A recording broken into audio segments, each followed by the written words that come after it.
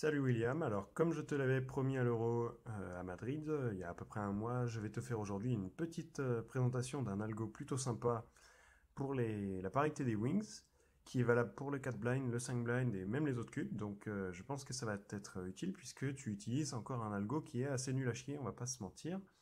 C'est l'algo qui est présenté généralement dans les méthodes pour débuter, pour apprendre le 4 blind. Mais je vais te montrer un truc qui est surpuissant et qui va, je pense, bien accélérer la résolution de ta parité. Et je pense que ça va aussi servir à pas mal de monde parce que vous allez vous éviter des nœuds au cerveau pour toutes ces questions de parité au big blind. Donc, c'est parti.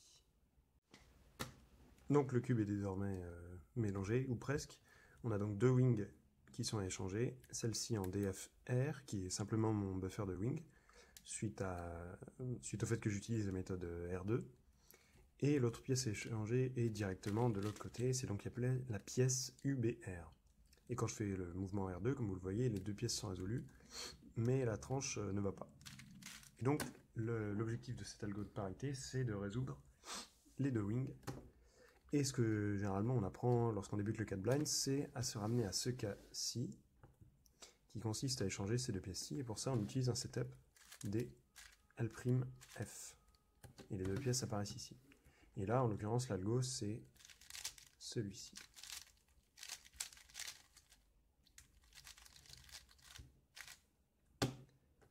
Résultat des courses, si je reprends comme ça, on a donc ce setup en 3 moves.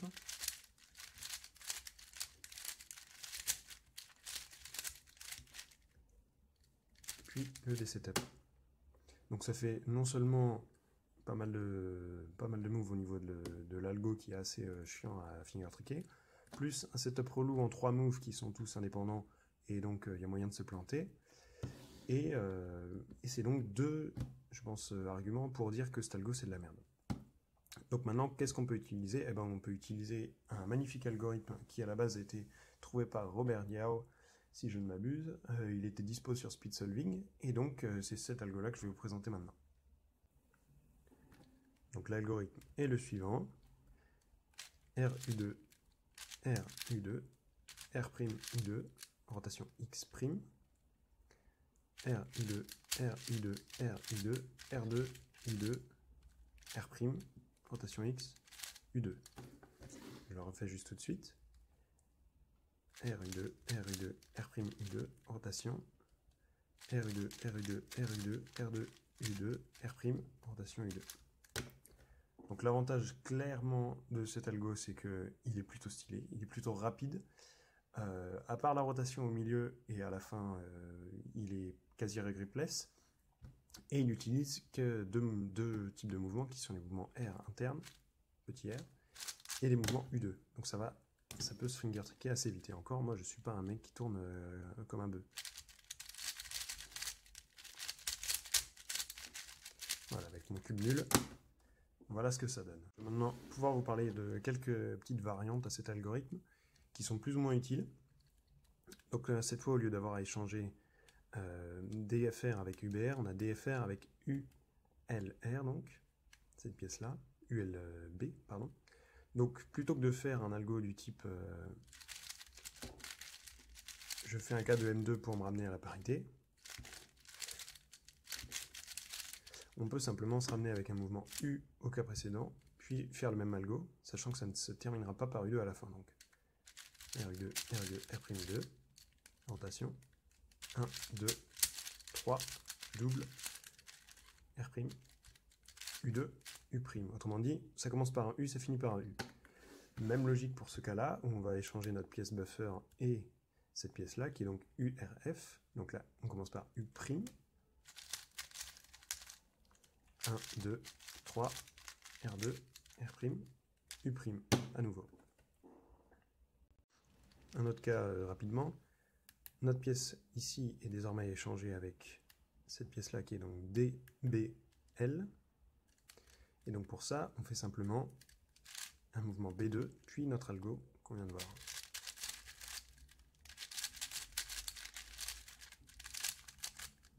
Que voici. Dernier cas particulier que j'ai envie de présenter, c'est l'algorithme que j'utilise à l'heure actuelle. Il envoie donc notre buffer ici en UFL. L'avantage qu'il a par rapport au cas donc, standard de l'algo que je vous ai montré, qui est donc celui-ci, l'avantage est double. En tout cas, de mon point de vue, l'avantage est double. Première chose, c'est que lors de l'exécution de l'algo, on commence par U2, et le U2 qu'on fait au début va s'annuler avec le U2 qui est censé être fait à la fin de l'algorithme. Comme vous allez voir tout de suite, donc U2, puis l'algo, rotation, et là, le U2 qu'on est censé faire à la fin s'annule avec le U2 du départ. Résultat des courses, on a juste un regrip au milieu qui va être X', et une fois que l'algo est fini, théoriquement le cube est fini. S'il ne vous reste pas une parité de coins, etc. à échanger. Donc le voici.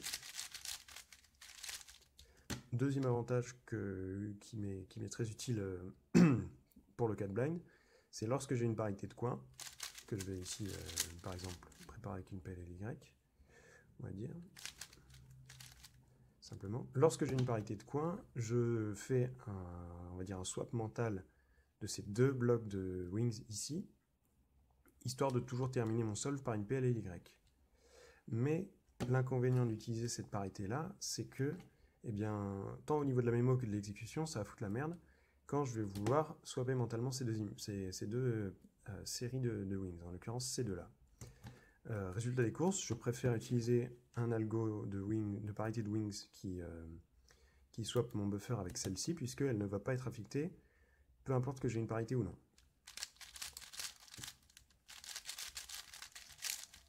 Vous voyez que là, il reste toujours la PLLY, il n'y a plus de souci.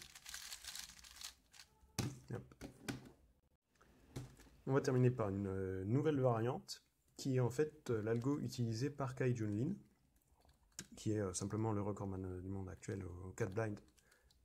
J'allais dire au 5 blind aussi, mais c'est plus vrai depuis à peu près un mois. Bref, c'est un algo qui a l'avantage de ne pas avoir de rotation au milieu, mais l'inconvénient d'utiliser des mouvements petit r, U2 encore, mais aussi des mouvements L et L'. Moi perso je suis pas fan, mais je peux comprendre que cet algo est tout aussi efficace, et au vu de sa vitesse d'exécution, je comprends que ce soit son algo favori. Donc je vais vous le faire tout de suite sous vos yeux. R' U2, R2, U2, R, U2, R, U2. Là, il y a un petit tricks, donc L, R2, U2, R', U2, R, U2, L', U2. Comme vous le voyez, l'algo se termine par U2, ce qui veut dire que pour le cas qui m'intéresse en particulier, donc le cas à échanger DBF avec UFL, je peux commencer mon algo par U2 et simplement il n'y aura pas de U2 à la fin, donc je terminerai par un mouvement de slice. Donc R'2, tac, R2, 2, et voici. Le 5.5, bizarrement, l'algorithme marche encore, donc évidemment, on va utiliser le même. Il faudra juste faire attention à effectuer les slices proprement. Et évidemment, l'algo que je vous ai présenté, tout comme les alternatives et les algos de Kai Jun, fonctionnent. Moi, j'ai toujours une préférence en particulier pour le 5, avec mon algo qui est simplement fait à base de mouvements petit r et U2, même s'il y a un grip au milieu, parce que les mouvements L qui se glissent au milieu des mouvements R, sur un 4-4 ça passe, mais sur un 5-5, j'ai toujours peur d'emmener la tranche M avec moi. Donc, on va refaire le même algo sur le 5-5, donc le voici, 1, 2, 3, double, R', rotation U2. Et l'équivalent pour ce swap là, on commence par U2, rotation, 1, 2, 3, double, R'. Voilà, ce cas marche aussi sur les 6, 6, 7, 7, 8, 8, 9, 9, etc. Ça peut être intéressant, enfin, j'ai jamais tenté de 6 blind, 7 blind, etc. De toute manière, mon cube n'est pas légal. Mais ça peut être intéressant de... L'algorithme marche pour tout ce genre de tranches-là, donc les wings internes ou externes, je ne sais même pas comment on appelle ça d'ailleurs. Pour ces deux tranches de wings, l'algo marche, et même lorsqu'on en fait deux à la fois. Donc si vous avez une double parité wing, on peut très bien utiliser le même algo.